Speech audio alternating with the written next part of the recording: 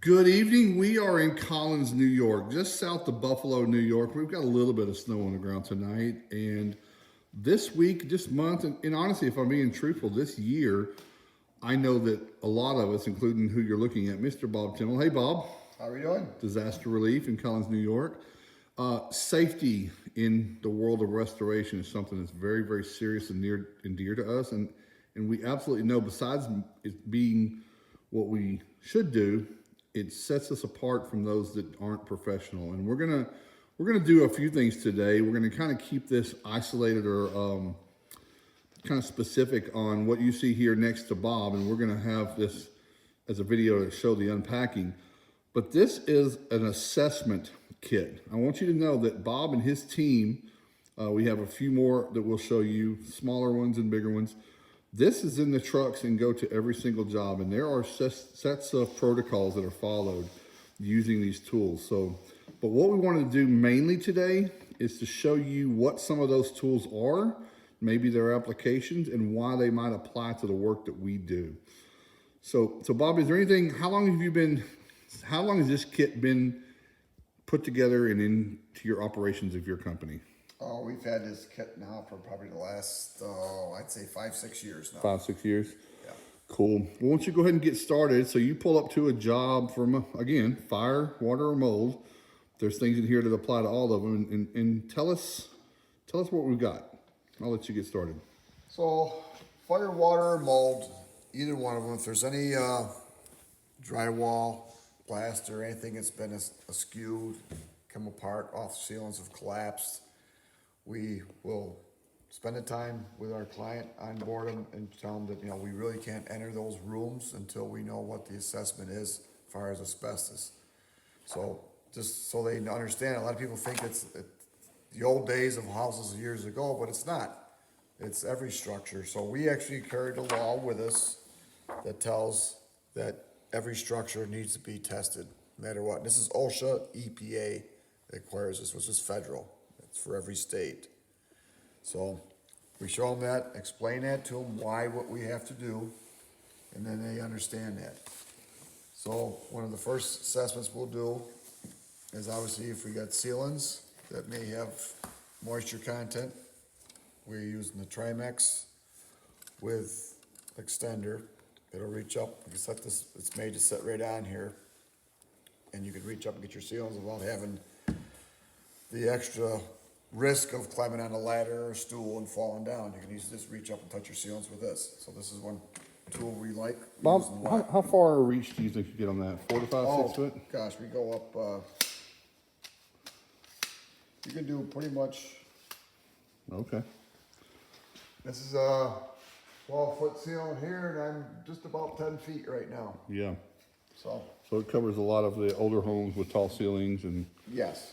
I've also found these kinds of devices easy for when you have a lot of contents and you need to check behind a wall before you start moving contents around. You've got to reach behind stuff. Correct. This helps you get in those areas. Correct. Another thing we do on water a lot is ATP. So this is an ATP meter. We'll take swabs, and we usually want to take at least 2 of the area because it gives you not a precise but a basic background of what category you may be running into, if it's a 1, 2, or 3. So we carry this with us. So this is measuring bacteria loads in a surface of a hard or porous surface, right? Which correct. Porous surface would be removed. But this gives you an idea of the sanitization, the bacteria load on that properties for E. coli, salmonella, Hep A, Hep C, things like that, right? Correct.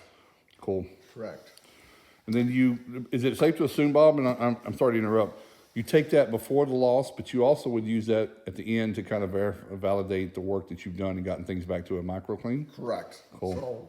So before we'll show how bad it is. We'll videotape that. And then when we're done with our cleaning, drying, cleaning, everything's all cleaned up, we will retest those areas. And a lot of times I'll have the homeowners tell me, where you want me to test. I won't pick the spots, I'll have the homeowners pick up.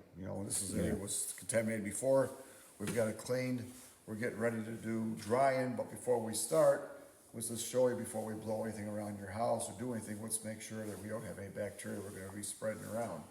I love that. So they're part of the claim at that point. They're understanding, and you're getting them to verify that I'm doing what, this is professional stuff, and there's a real method to the madness, right? Correct. Yeah. And a lot of your homeowners have no idea never had a water loss, never had a fire, never had any of this stuff before. So we take the extra time, teach them how the meter operates, what it does, show them the different aspects of it. And a lot of times what I like doing the most is showing how you can put the meter against your skin and how it picks up that. And that's really the oohs and ahs that we get from those property owners when they see that, wow, this thing can actually go in through your clothing, into your body and pick up that moisture. Right. So at that point, it's going through some layers of building materials to get to the other sources. Correct. Yeah. Correct. Cool. Obviously, most of us all know that we use a Navigator Pro, so for our framing and stuff like that, we'll use that. Hammer probe Hammer meter. probe. Yes, this is all-inclusive, so you can do surface, invasive, non-invasive. I like this because you can set the different wood grains to what there is, Okay. what species there is out there. So, oak, maple, OSB, drywall, Okay, because they all have different readings. And they all have different readings, different settings. So this would be not only for your structure and your frame, but your subfloor, and then you could also use that for hardwood floors drying and whatnot. Correct. Yeah. Okay. Correct. Perfect. Another thing we use, obviously, we take the temperature of the wet material. Obviously, anything that's wet should be a lower temperature than anything that's dry. It helps us document. If you're using Encircle, it's a requirement in that program to put in your moisture temperatures of your materials that are in your house. If anybody's following the E3 with Chuck DeWald, we learned that we're not always using dehumidification, but you need to think of evaporation. And the way you evaporate is with heat, which is considered to be energy. So you're going to need to know that you're getting hot air and energy as well. If we have heavy framing, we'll use stainless steel screws, which I have in this bag, and some alligator clips that we'll put onto our probes just to get into the inside of stuff to make sure things are dry all the way through. Great. From the outside to inside.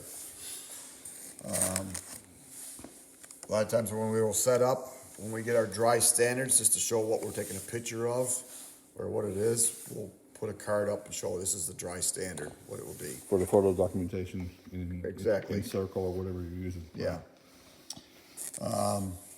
This here, most of you probably know this, but in case there's newer people out there that don't, this is for your checking if your carpeting, padding, stuff like that you're Right. gonna get that.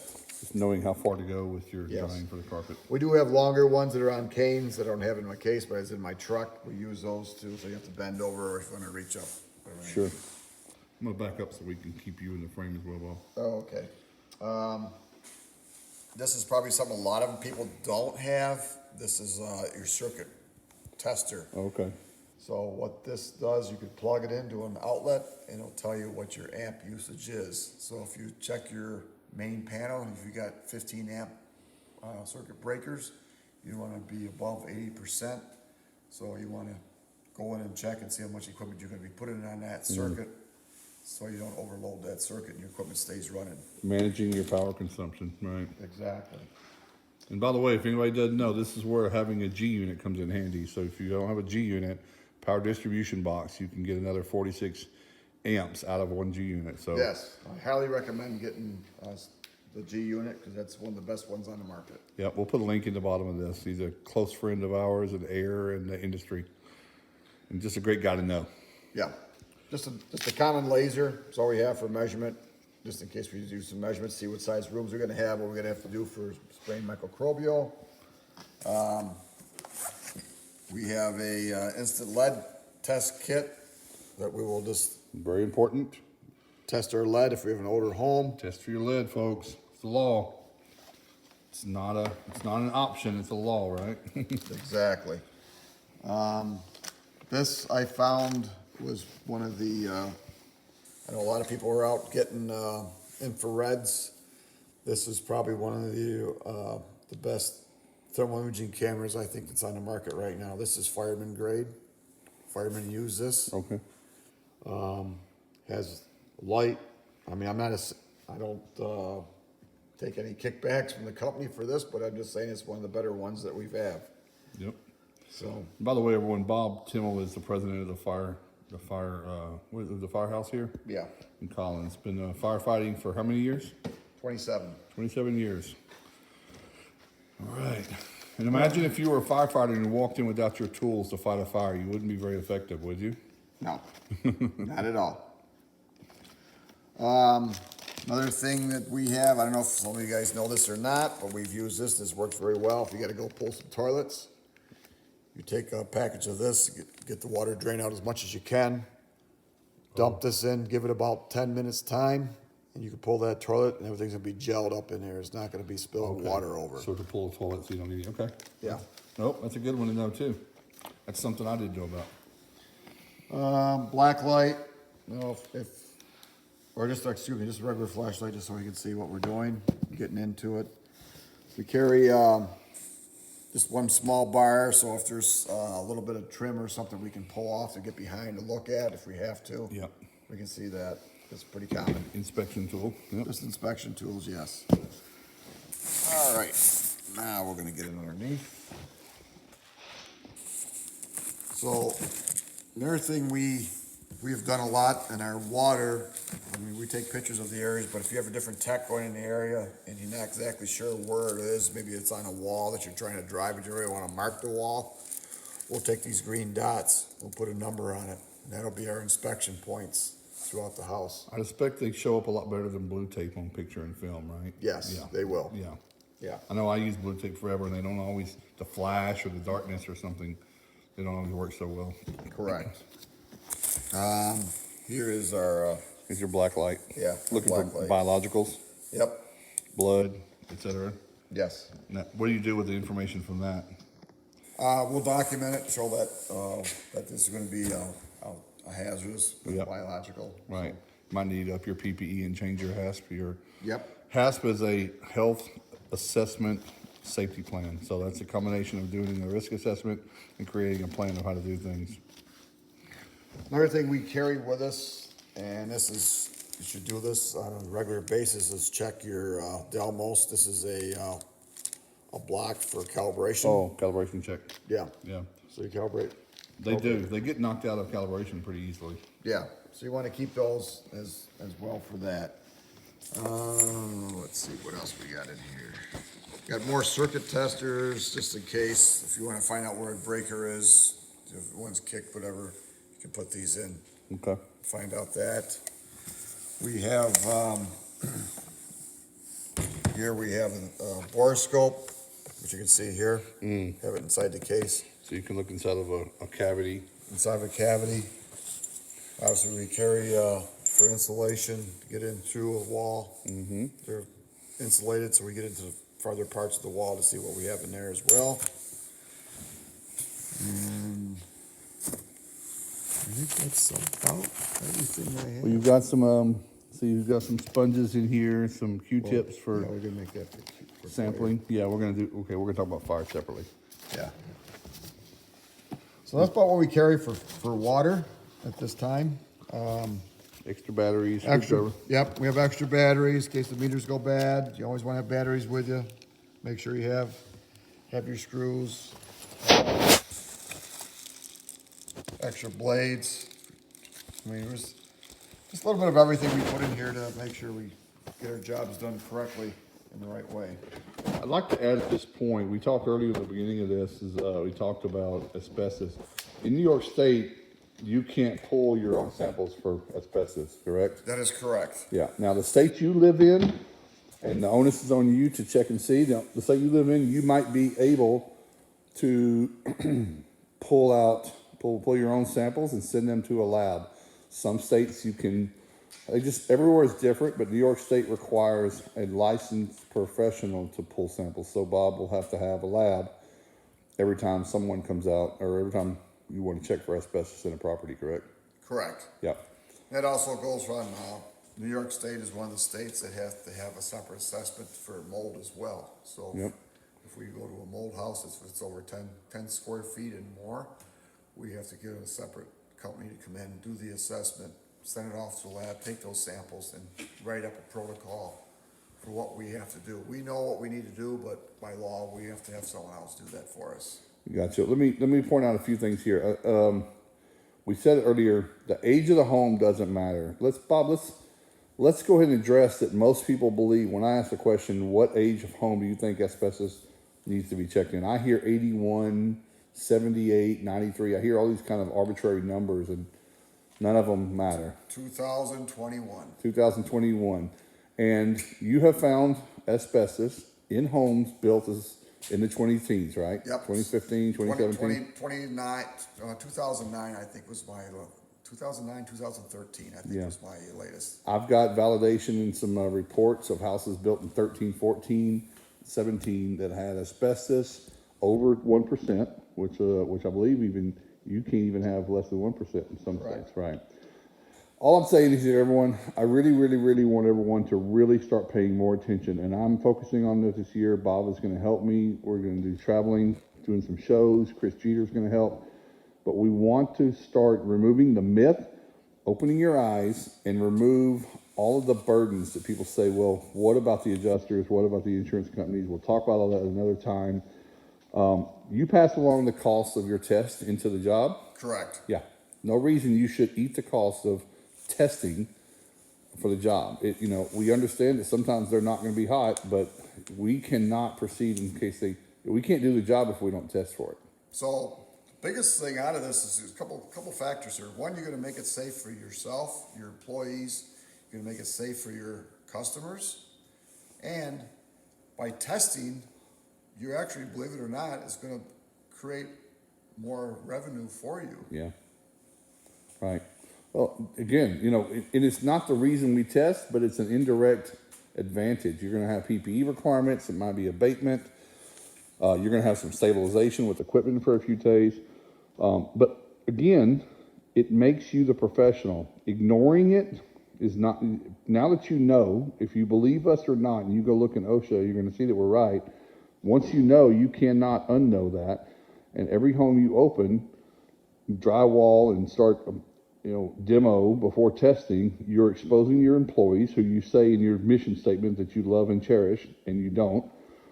All this is the right thing to do. It's in the law.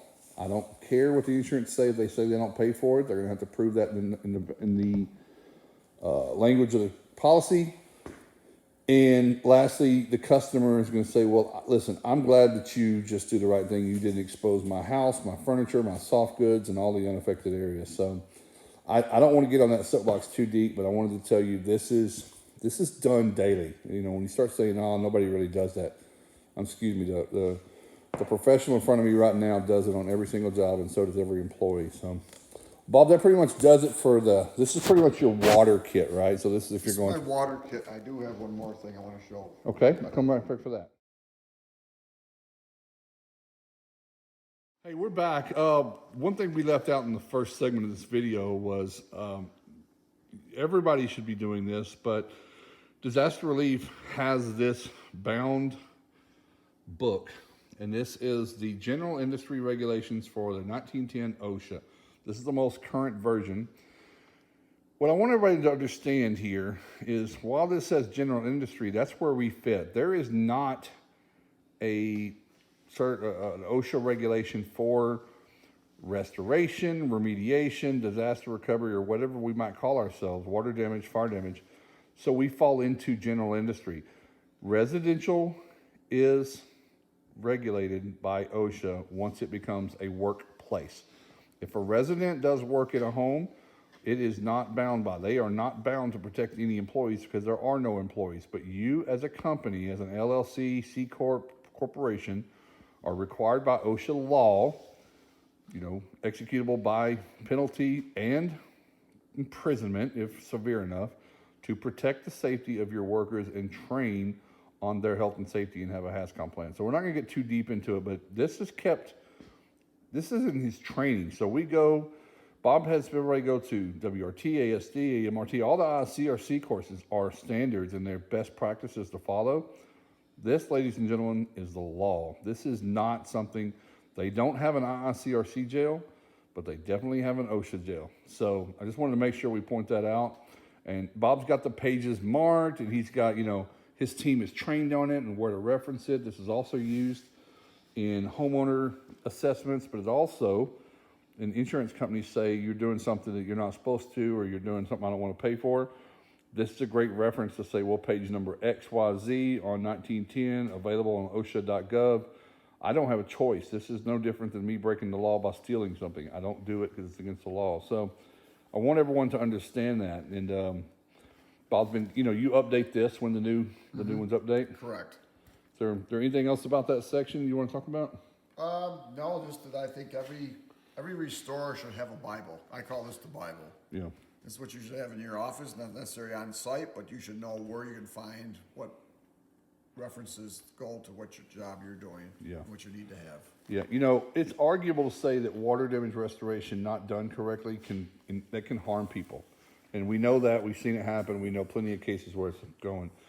But the exposure to things in a safe or unsafe environment directly affects everyone without question, and it's very tangible. So please, please, please make it your goal this year to have someone in your company or yourself learn OSHA and create training around sections that apply to the work that we do, which might be confined space, bloodborne pathogens, heat exhaustion, chemicals, supervisor hours, competent people, and on and on and on. So, and these boxes, I picked this up on Amazon. I think it was just a used Pelican box. You can make these. This is about the size you want to be able to put everything in. Great box. Can't say enough about it. It's just like a suitcase. It's got wheels. Handle extends. Easy enough. You look very professional walking in a house like this, and compared to this walking in this looking. Right. Compare that to somebody else. Yeah. Compare that to somebody that walks in with nothing but a clipboard and a moisture meter in their hand, compared to this. And there's probably arguably things that we could have in there extra. I think we talked maybe a particle counter is something to have in the future. On and on and on. There could be many, many different tools that you want to put in there depending on what you come across in your environment. So, all right, Bob, let's move to the next section. All right, we're back again for the second segment here with Bob Timmel and disaster relief. And we want to move over into a little bit more into the fire assessment side. Bob takes fire really, really seriously from many, many years of working with the 27 with the fire. Yes, actually 27 with the fire service, exposed all the time. You understand the exposure levels and the PPE to not only the smoke, but some other things that we'll talk about, as well as you spent how many years in the nuclear field? I spent 20 years in the nuclear field as a nuclear operator. Nuclear operator. So we're going to move over into, you do a lot of fire. Bob does not subscribe to a franchise of any of the fire service board up companies. Bob gets a call directly to his phone from fire chiefs who understand that he takes it very, very seriously. He cares about this community he's been in so long, and he uses the best practices, and his people are very, very trained, and his heart's in the right place. And I would urge every one of you that aren't pursuing, if you're from your region and you do things right, you should be making introductions to your fire chief and said, let us help from victim assistance side, and then possibly they'll need the rest of the work done. So Bob, a big part of your business is in the fire cleaning and then, of course, the reconstruction side, right? Correct, yes. Yep. So what do you got here, Bob? So start out with, we have a pump from Prism Labs. We could buy these directly from the lab. I'll show everybody the model number here. The Patty, P-A-T-I 100. It's a little fuzzy here. There we go. Patty 100, Patty 100. Order from Prism. I think we found out you could actually order those from Amazon, right? I believe you can, yes. This here is a TO17 tube, what they call. Let's go here close up. Let's see. Where's my camera? Here it is. So that's an A107. A107. And it looks like there's some black charcoal media filter in there, right? Correct. So when we go to the scene, this is all contained inside this tube. You'll break it. There's a seal right here. The glass is partially cut. You break it. You pull the tube out, and you will stick it right into your air pump, and you'll let that run for an hour. Okay, running for an hour. And all these instructions come with it. This is battery operated and can be plugged in, I believe, right? Just battery operated. Just battery. Okay. Battery operated. So probably some AA, AAA, or something like that. So Yes. this is something you can do legally. Yes. As an operator before you go in. This is checking for. Checking for the VOCs that's going to be so you want to go to the room where the fire originated at, if possible, or any rooms that you're going to be working in. And you want the temperature in that room to be no lower than 60, but the sweet spot be 70 degrees. They like to see between 60 and 80. Okay. You know, a little higher is fine too, but the sweet spot would be around 70. Let me tell everybody what VOC stands for: volatile organic compounds. And that's a humongously long list of potential VOCs, but they include benzene, styrene, phenols, hydrocarbon, nicotine, I believe, is in there, heavy loads of nicotine. Dioxins. Dioxins is one of the nastiest ones. Right. Benzene. So it's testing for hundreds of different contaminants that might be in the air, which are existent from the off-gassing of fires, plastics, leads, polymers. Asbestos could still be airborne, and mold and fungi. So this pump, you take this, and what do you do after you've run it? You've run for an hour. We run it for an hour. Once we get the hour up, we will take the tube that's inside of here, put it inside of this tube here, and cap the ends. Then from there, it's going to go back inside the foam and then back into the tube and get sent to the lab. You send it off to Prism Lab in Michigan, where they will perform the testing on that. And there's a couple different urgency levels. You can get next day, you can have a couple of days, right? Yes, correct. So you can get the next day. It's twice as much money, but if you need quick, fast results, you can get them back the next day. Okay. And then what's the other, what else do you have here in the small one? So this here is a tape lift, commonly used on some of the mold and some of the other things that's out there, but we use it on fires. The difference here is you just very lightly would touch the surface. Once you get the tape exposed, you just touch it lightly. The idea is to get the particulate in its form of a full particulate, not mashed or crushed. And then you put it back into the case and send this off to the lab to be tested. Cool. Well, hey, the crew's showing up, so let's let's go through this thing. Bob, you just had a fire recently. You deployed this on, and this is a brand new device you just started using in the past month or two. So we had a large. There was a fire that was at a factory that really wasn't that much burnt. I could probably put it all in a bushel basket what burnt, but it was a very stinky fire. It was an electrical fire. We set this up, tested it, and it appeared that there wasn't going to be too much of anything going on, but I kind of felt there was something different because it was just what would burnt there. So we saw plastics, some styrofoam, stuff like that. After we got the VOCs, that test indicated there was 43 different compounds, including benzene. So now this fire, so that told us what was in that room. Then going outside the room and all the other areas, we used the tape lifts and tested those areas. We didn't have the high VOCs out there, but we did have particulate. Testing all those areas and doing what we did, this fire went from about a $50,000 fire to a $350,000 fire, because now we proved all the areas that have been affected by that particulate and the VOCs that were in the room where the fire started, which made it a hazardous site at that point, and it has to be mitigated by supplied air at this point. Yeah. So it's really important to say if you are only using a dry sponge or a white towel of some sort to check and see if there is fallout for a soot, you're going to miss compounds and materials that burn white. So this walking in did not appear to have a heavy soot plate, maybe just a light dust, which is new construction. But lo and behold, inside of those findings were just some really, really rowdy stuff, and then a lot of exposure. Now the site's controlled now with masks. No one can go into this area until we get it completely gross cleaned and then cleaned. So I just want to tell everybody that this is work you can do. And Bob, I'm often told we should leave that to a third party to test. I think we're professionals. I think if you're professional enough to get a pump and understand and follow instructions. If I can dry a house with this equipment and dehumidifiers, I can run a pump for an hour and send this off to a professional lab with microscopes, and they're providing the data.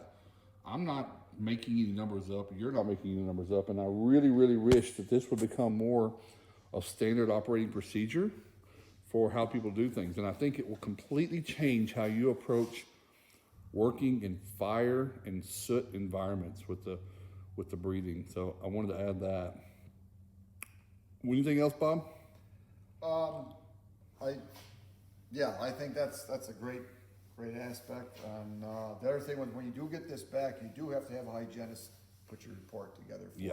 Okay, yeah, we left that out. So Yeah. the lab gives you results. The hygienist gives you, writes the cleaning method and protocol of what you do. Protocol, what you need for air scrubbers, negative air, and Right. all the protocols go with it. So that helps you tremendously, because now it's not used the contractor, it's not used the property owner, it's a third party that actually has the credentials to what they're saying it needs to be done, and there's really no argument at that point. Yeah, so it's phase 1, phase 2, phase 3, testing, send it off, comes back, gets interpreted by a professional industrial hygienist that wants to see this property turn back to a clean environment. And then if you agree with that scope and y'all agree upon it in the client, you now build your scope of work plan around that, including your PPE and how you dispose of things. And again, Bob said, $50,000 job went to $350, maybe even more. We've got to have the HVAC, the commercial HVAC cleaned up.